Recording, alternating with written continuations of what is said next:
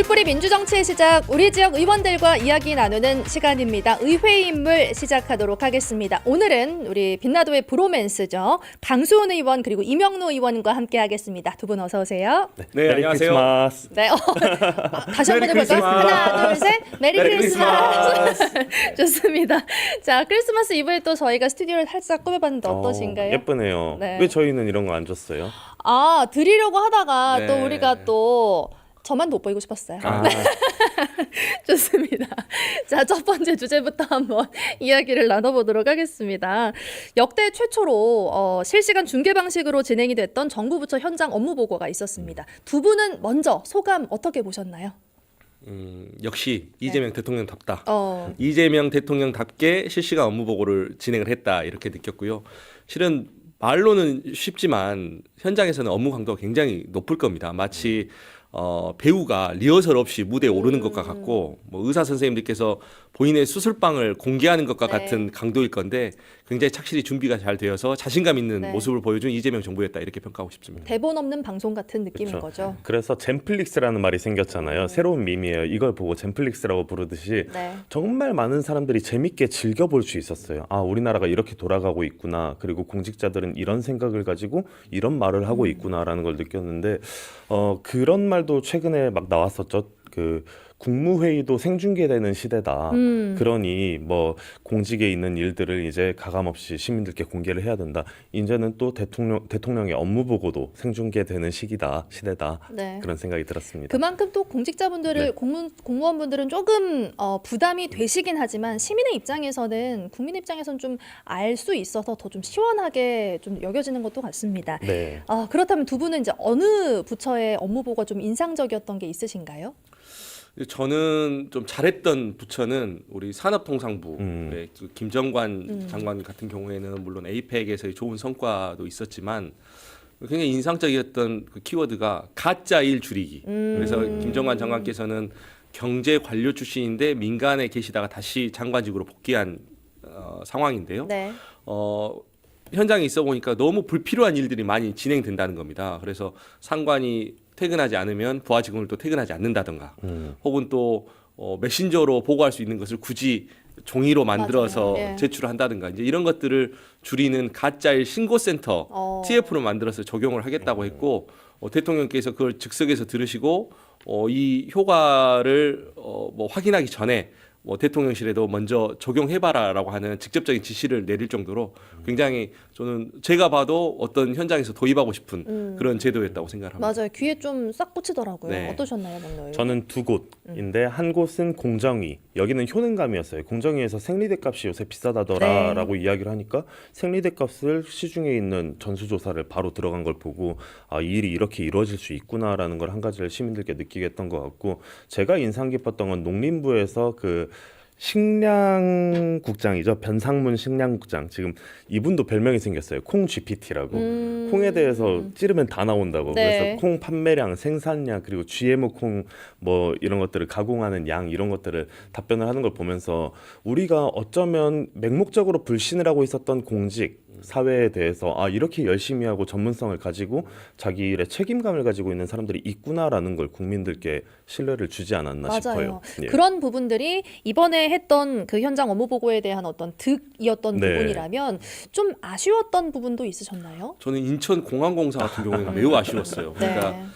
A라고 하는 질문을 하면 A 다시나 소문자 A에 대한 답변이 나와야 되는데 네. 느닷없는 동문서답을 네. 했었거든요. 예를 들면 달러를 책갈피에 넣어서 밀반출하면 이게 걸리냐 했더니 뭐 보안 검색은 유해 물질 위주로만 합니다라는 네. 굉장히 추상적이고 뜬구름 잡는 식의 답변이라든가 또 이집트의 그 공항 개발 사업 잘 되고 있냐 했더니 느닷없이 카이로 공항 이야기하면서 업무 협의 중이라고 이야기하는 이런 것들은 이제 국민들이 다 보고 있기 때문에 그런 평가를 실시간으로 바로 현장에서 할 수 있을 것이라고 생각합니다. 맞아요. 예. 저는 같은 거를 조금 반대로 봤던 게 다소 지역적인 걸로 해서 그분들이 하고 있는 업무가 어느 부분에선 잘하고 있는 것도 있을 텐데라는 생각도 드는 그런 의문은 좀 남더라고요. 그래서 해명할 수 있는 기회가 그분들께도 조금만 더 주어지면 좋지 않을까 이런 생각도 해봤습니다. 네, 아무래도 또 처음 시도하는 방식이었으니까요. 네. 또 얻는 부분도 있고 아쉬움도 좀 남았던 부분이 있었습니다. 자, 다음 주제로 넘어가 볼게요. 드디어 착공 6년 만에 도시철도 2호선 1단계 공사 구간 도로가 전면 개방이 됐습니다. 강기정 광주시장이 시장직을 내걸 정도로 이렇게 완공하겠다, 이때까지 개방하겠다라고 할 정도로 굉장히 우리 시민분들에게 중요한 사안이었고요. 많은 관심을 받았는데 그래서 주변에 있던 소상공인 분들께서 가장 좀 이걸 반기실 것 같거든요. 그런 피해를 봤던 소상공인 분들을 위한 대책도 지금 이제 내놨잖아요. 어떤 게 있나요?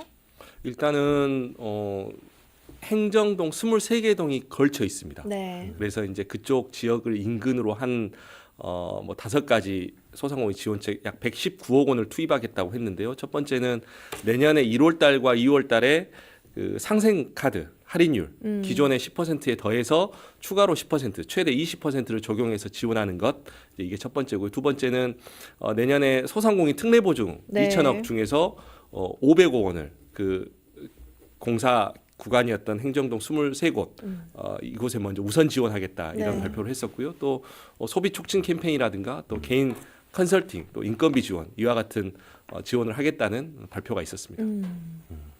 어떻게 보셨나요? 저는 일단 도로가 뚫린 게 너무 시원하다는 시민들의 반응에 더 인상 깊게 보고 있어요. 뭐 직을 걸었다, 직에 그래도 살아남았다. 캐삭방이라는 말 들어보셨나요?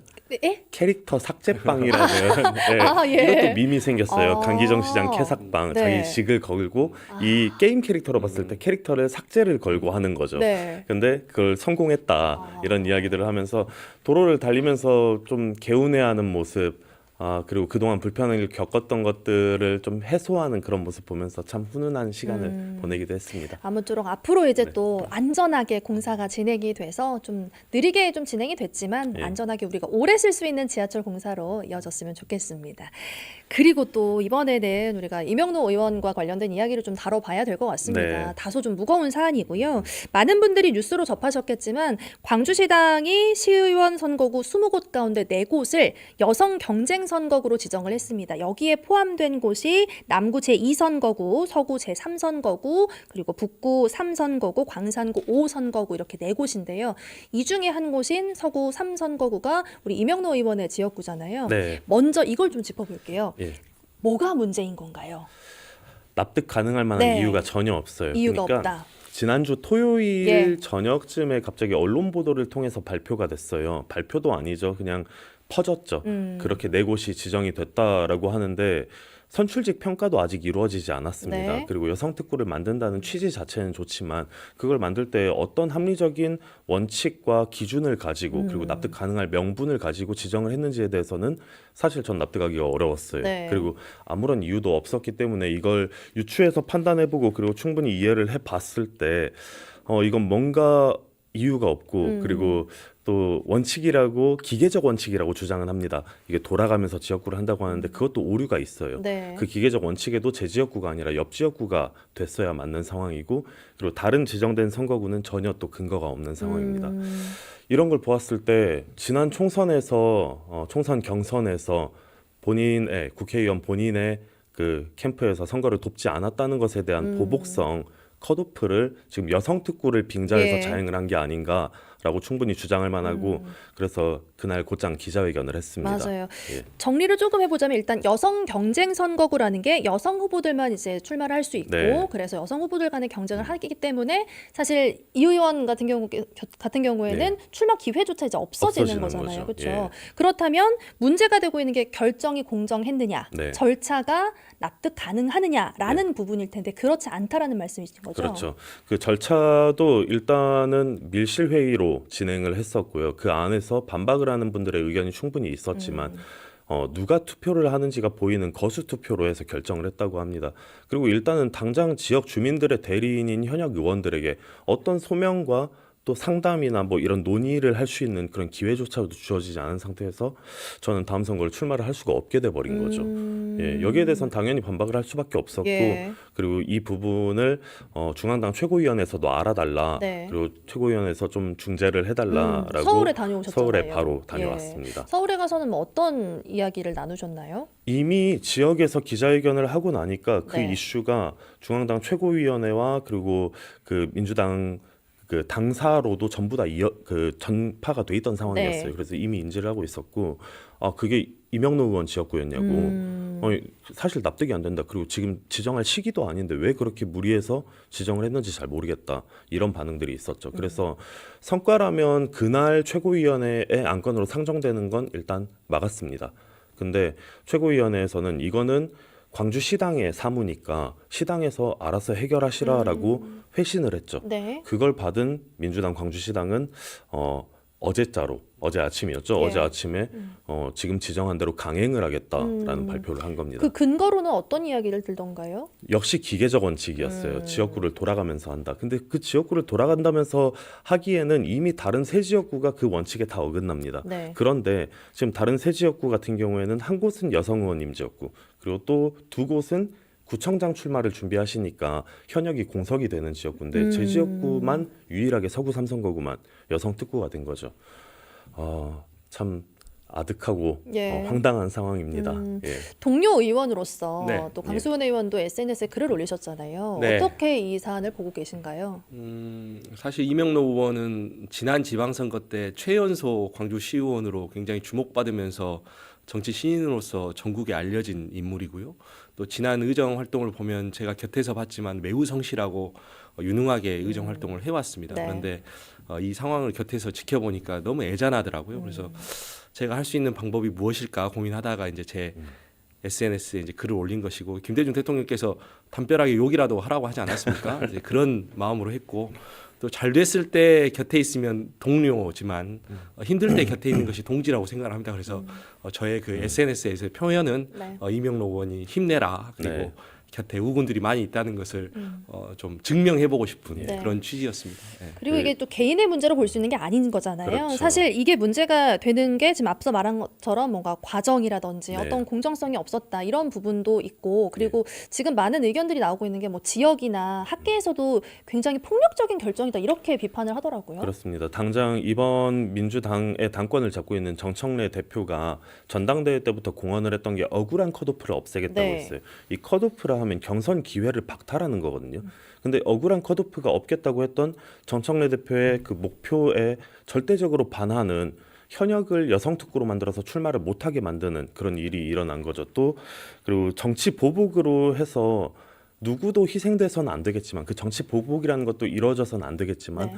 그렇게 청년 정치가 굴복을 해버린다면 우리 당과 우리 지역의 미래는 앞으로 그럼 누가 책임지나 누가 정치를 하려고 나설까 이런 생각도 들고 덧붙이자면 그런 식으로 정치 풍토가 계속 이어진다면 어떻게 정치인들이 시민들에게 헌신을 하려고 하겠습니까? 권력자에게 충성하지. 네.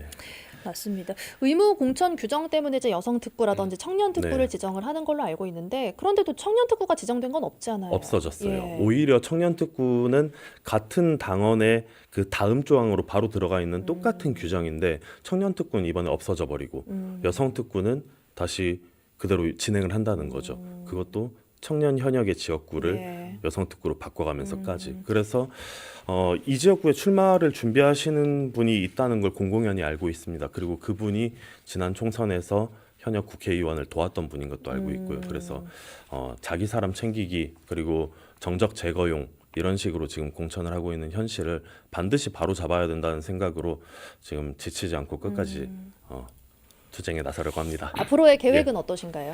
막아야죠. 일단 이걸 어떻게든 막고 또 시민들께도 공정한 경선을 보여줄 수 있는 정당이라는 걸 알리면서 더 신뢰를 얻어야 된다고 생각합니다. 저는 우리 당을 사랑합니다. 그리고 네. 광주도 너무나도 사랑합니다. 광주에서 청년들이 떠나지 않기를 바라고 또 우리 당에도 더 많은 지지를 보내주시길 바랍니다. 그렇게 만들 수 있는 방향으로 어떻게든 이 문제 해결해 나가겠습니다. 네, 지방선거 공천 과정에서 좀 불협화음이 일고 있는데 이게 우리가 효능감 아까 이야기했잖아요. 시민들이 그런 마음을 갖고 투표를 할 수 있도록 공정하게 좀 이루어졌으면 하는 바람입니다. 두 분의 말씀 여기까지 듣도록 하겠습니다. 크리스마스 잘 보내시고요. 여기서 보내드리겠습니다. 강수은 의원 그리고 이명노 의원과 함께했습니다. 고맙습니다. 감사합니다. 고맙습니다.